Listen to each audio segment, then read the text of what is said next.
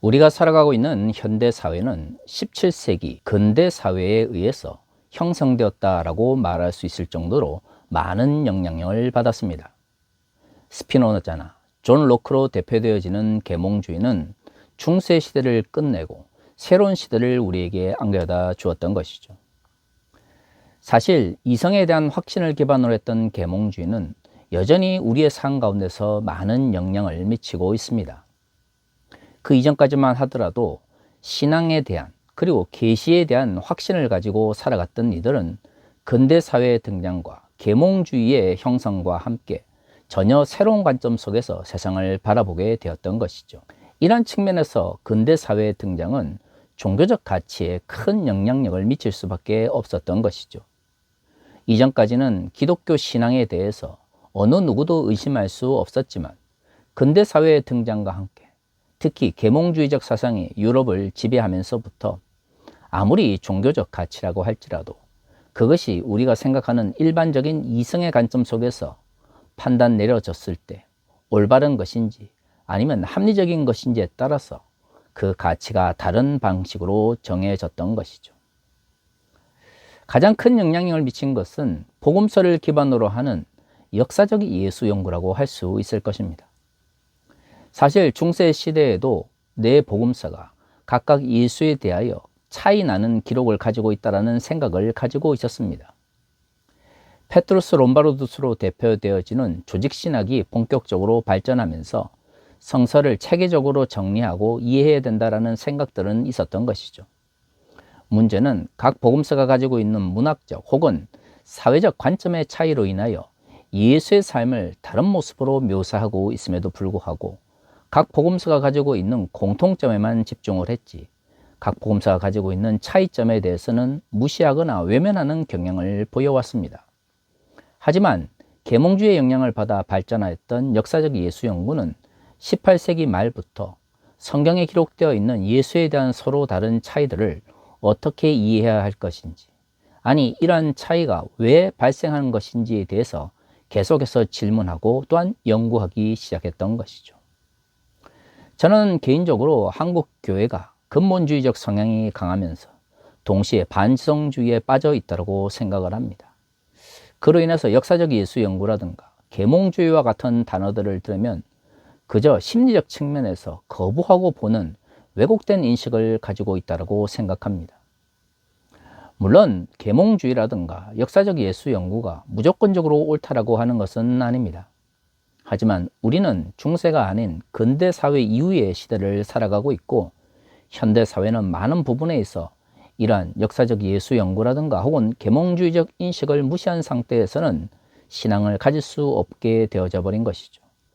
다른 걸 다 떠나서 복음서 자체가 예수에 대하여 각각 다른 모습들을 기록하고 있습니다. 동일한 역사적 사건이라고 할지라도 그것을 묘사하는 사실의 묘사에 있어서는 조금씩 다른 것이죠. 이러한 것들을 무시한 상태에서 중세는 그저 하나의 예수님에 대한 이야기만이 존재한다고 생각을 했던 것이죠. 하지만 그런 방식으로 성경을 문자적으로 접근하다 보면 결국 성경 자체가, 특히 복음서 자체가 서로에 대해서 모순적인 이야기를 하고 있는 것처럼 비춰질 수밖에 없습니다. 물론 그렇다고 해서 계몽주의적 흔적이라고 하는 것 혹은 영향력이라고 하는 것이 반드시 종교적 문제에 있어서 긍정적으로만 작용했던 것은 아닙니다. 제가 생각하기에 21세기 한국 교회의 문화적 환경 속에서 가장 부정적인 현상은 곧 근대적 의미의 알미라고 하는 것이 많은 부분에 있어 성경에서 말하고 있는 악과 상반되거나 혹은 왜곡된 인식을 전달해 준다고 하는 것이죠. 프란시스 베이컨이나 혹은 존 로크로 대표되어지는 근대 영미결의 철학자들은 알미라고 하는 것을 곧 지식이라고 생각을 했습니다. 그리고 그 지식은 다른 사람보다 더 많은 것을 그리고 더 새로운 것을 알고 있다고 하는 측면에서 힘이 되기도 하고 기술이 되기도 하는 것이죠. 새로운 힘과 기술을 가지고 있는 사람들은 다른 이들보다 더 앞설 수 있었던 것입니다. 내가 다른 사람과의 경쟁 속에서 앞서 나갈 수 있는 도구로 전락하게 된 것입니다. 좋습니다. 근대 사회가 그러한 틀 속에서 형성되었다고 하는 것은 부정할 수 없는 것이고요. 오늘날 우리가 살아가고 있는 현대 사회에서 지식이나 기술의 문제는 외면할 수 없는 매우 중요한 삶의 방식일 수밖에 없습니다. 하지만 말이죠, 이러한 계몽주의적 흔적들이 성서를 이해하거나 예수의 가르침을 받아들이는데 왜곡된 인식을 전달해 준다고 하는 것이 가장 큰 문제인 것이죠. 2000년 전 성경이 기록될 당시, 특히 복음서가 기록될 당시 무엇인가를 안다라고 하는 것은 단순히 많은 지식을 가지고 있다라고 하는 의미가 아니었습니다. 특히 성경에서 말하고 있는 알미라고 하는 것은 내가 그것을 지식적으로 많이 가지고 있다는 의미가 아니라 그것을 말하고 그것을 표현하는 것만큼 내가 살아가고 있다는 것을 의미합니다.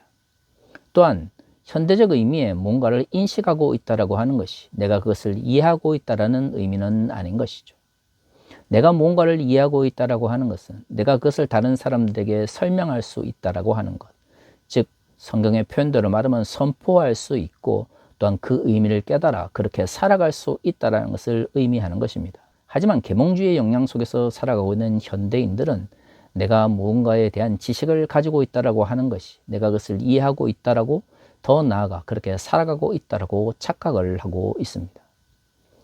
문제는 한국 교회 역시도 이러한 왜곡된 인식을 가지면서 성경을 바라보고 또한 가르치고 있다고 하는 것이죠. 근대적 의미의 알미라고 하는 것에 대한 성찰이 없는 상태에서 내가 성경에 대한 지식을 가지고 있다고 하는 것이 내가 그것을 충분히 이해하고 있다는 방식으로 잘못 생각하고 있고요. 나아가서 내가 지식을 가지고 있다는 것만으로 내가 성경의 말씀대로 살아가고 있다고 하는 착각 속에 빠져 있는 경우가 많습니다. 하지만 그것은 오히려 한국 교회의 잘못된 삶의 방식이나 공적 영역에서의 실천을 우리에게 제공하는 좋지 못한 전통이라고 볼 수 있는 것이죠. 문제는 그러한 왜곡된 한국 교회의 전통과 또한 관습으로 인해서 오늘 한국 교회가 한국 사회로부터 신뢰를 상실하고 있다고 하는 것입니다. 우리가 복음을 전하고 또한 복음을 선포해야 된다는 것을 매우 강조하는 한국교회 문화 속에 있는데요. 그것은 대부분 우리의 말을 통해서 이루어지는 것입니다. 그리스도인들이 말을 통해서 선포하고 말을 통해서 가르치지 않는다면 어떻게 복음을 듣고 그 복음대로 살아갈 수 있겠습니까? 그러한 의미에서 교회의 말이 다른 사람들에게, 특히 믿지 않는 이들에게 신뢰를 줄 수 있어야 하는 것입니다. 교회의 말이 신뢰를 상실하는 순간 교회는 그 사회 속에서 더 이상 하나님의 말씀을 선포할 수도 가르칠 수도 없게 되는 것이죠. 오늘날 한국교회의 말을 신뢰하는 한국 사회의 시민들은 얼마나 있을까요? 다른 사회적 집단과 비교해 봤을 때 한국교회의 말은 더더욱 신뢰를 상실하고 있습니다. 그렇기 때문에 우리는 본질적으로 왜 한국교회가 말의 신뢰를 상실하게 되었는지에 대하여 진지하게 고민해야 하는 것이죠.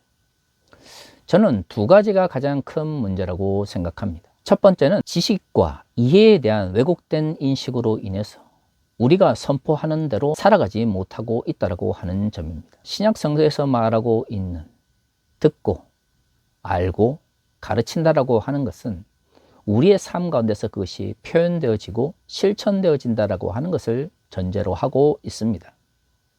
그렇기 때문에 우리가 복음을 전하려면 그것을 전하는 이들이 먼저 그 삶을 살아야 하는 것이죠. 열심히 복음을 전하는데 그 복음대로 살아가지 않는 이들을 향해서 성경은 그것을 알고 그것을 가르치고 그것을 선포한다라고 말하고 있지 않습니다. 사실 종교개혁 시대까지만 하더라도 성경에서 말하고 있는 믿음이라고 하는 것을 우리의 삶의 실천과 밀접하게 연결해서 이해를 했었습니다. 마틴 루터가 믿음으로 구원을 얻는다라고 말할 때 그것은 단순히 심리적 변화나 우리 입술만의 고백이 아니라 입술의 고백을 우리의 삶을 통해서 실천한다라고 하는 것이 전제되어 있었던 것이죠.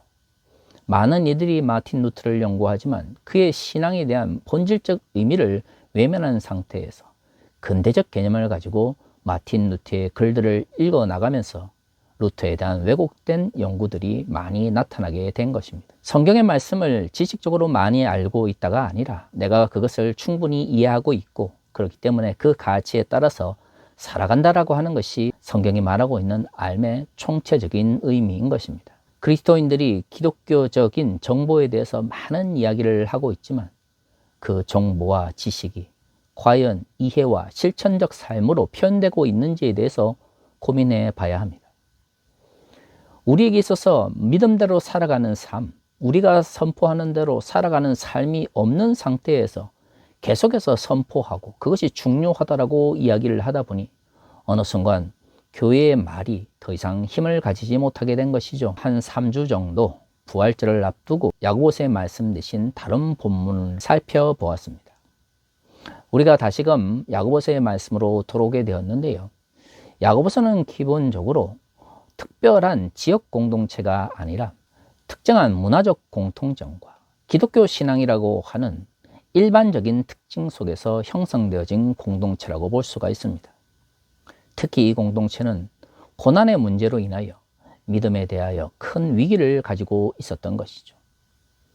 야고보서 자체가 정확하게 그 공동체에 대해서 말하고 있지는 않습니다만은 한 가지 확실한 것은 외부적 위기의 문제로 인해서 신앙을 실천하는 것과 신앙을 아는 것에 대한 분리가 발생되었다는 것만큼은 분명한 사실입니다.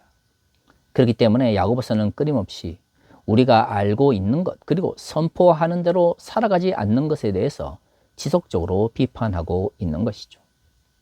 이러한 연속성 속에서 오늘의 본문의 말씀은 그리스도인들이 그들이 선포하는 대로 살아가야 된다는 전제하에서 어떠한 삶이 그리스도인들에게 적합한 삶인지를 말하고 있습니다. 오늘의 본문 17절은 이렇게 이야기하고 있습니다.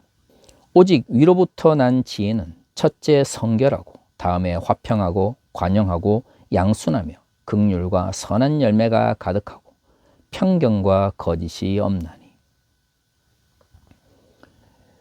야고보서는 3장을 통해서 그리스도인들이 한 사람의 입에서 저주와 축복이 함께 나올 수 없고 한 우물에서 단물과 쓴물이 함께 나올 수 없다라고 하는 비유를 통해서 그리스도인들의 삶이 그들이 말하는 것과 그들이 살아가는 삶의 모습이 일치되어야 된다는 것을 강조합니다. 그러한 연속성 속에서 7절은 그리스도인들이 실천해야 될 다양한 도덕적 가치를 말하고 있는 것이죠. 17절에 말하고 있는 도덕적 삶은 다들 어떤 것인가요? 그렇습니다. 누구나 들어봐도 이것은 정말로 좋은 것이다 라고 느낄 수 있는 도덕적 가치가 소개되어 있습니다. 성결하고 화평하고 관용하고 양순하며 긍휼과 선한 열매가 가득하고 편견과 거짓이 없나니.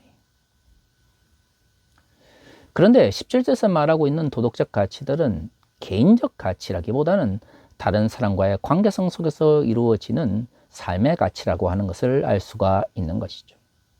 그렇습니다. 다른 사람들을 대할 때 17절에서 말하고 있는 긍정적인 도덕적 가치를 가지고 그들을 대하며 그렇게 살아가야 한다는 것을 성경은 말하고 있는 것이죠. 하지만 21세기 한국 사회를 살아가는 비그리스도인들이 교회를 떠올릴 때 그리고 그리스도인들을 떠올릴 때 공적 영역에서 만나는 그리스도인들에게서 이러한 도덕적 삶을 생각할 수 있을까요? 그리스도인들이 공적인 그리고 사회적 삶을 살아갈 때 다른 사람과의 관계성 속에서 17절의 말씀을 실천하며 또한 이것을 적용하기 위해서 노력한다라고 과연 생각할 수 있을까요? 안타깝게도 오늘 한국 교회는 그렇지 못한 것 같습니다. 사실 공적 영역에서 한국 교회를 대표한다라고 말하는 이들은 극우 기독교입니다. 그들은 오히려 사회적 약자들과 소수자들에 대한 차별과 혐오, 편견을 부추기고 있는 것이죠. 극우 기독교 세력이 아니라 할지라도 한국 교회의 주류를 형성하고 있는 근본주의 대형 교회들은 언제나 사회적 약자들과 소수자들에 대한 부정적인 언어들을 쏟아내고 있습니다. 믿지 않는 사람들이 교회가 과연 17절에서 말하고 있는 긍정적인 삶의 관계를 대표하고 있다고 볼 수 있을까요? 결코 그럴 수 없습니다. 이처럼 오늘날 한국 교회는 더 이상 공적 영역에서 긍정적인 삶의 모습 혹은 성경이 말하고 있는 선한 행위를 행하고 있지 않은 것이죠. 삶이 없는데 입술로서 아무리 좋은 이야기를 한다고 할지라도 믿지 않는 이들은 교회를 향하여 신뢰를 보내지 않을 것입니다. 상식적으로 생각하십시오. 말한 대로 살아가지 않는 교회의 이야기에 누가 귀를 기울이겠습니까?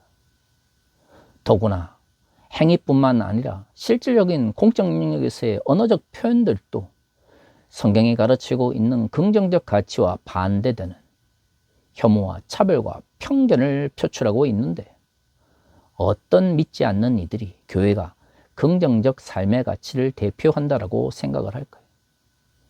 이처럼 한국 교회는 더 이상 공적 영역에서 긍정적 삶의 가치, 선한 행위를 대표하고 있지 않습니다. 그럼에도 불구하고 한국 교회는 자신들의 부정적 행위와 언행들을 성경의 구절들을 통해서 정당화하려고 하고 있는 것이죠. 그렇습니다. 성경은 알고 이해하고 그리고 실천함으로써 선포하는 사명을 위한 하나님의 말씀인데요. 그것을 자신들의 왜곡된 인식과 이해관계 혹은 이권을 지키기 위한 도구로서 전락시키고 있는 것입니다. 언어라고 하는 것이 기본적으로 다른 사람과 소통하고 또한 다른 사람과의 관계성 속에서 신뢰를 형성하며 또한 다른 사람들과의 원만한 사회적 관계를 위하여 반드시 필요한 것인데요. 일단 언행 자체가 혐오와 차별과 편견과 관련된 부정적인 것들을 쏟아내는데 어떻게 교회가 도덕적이면서 또한 긍정적 삶의 가치를 대표한다라고 사람들이 믿을 수가 있겠습니까?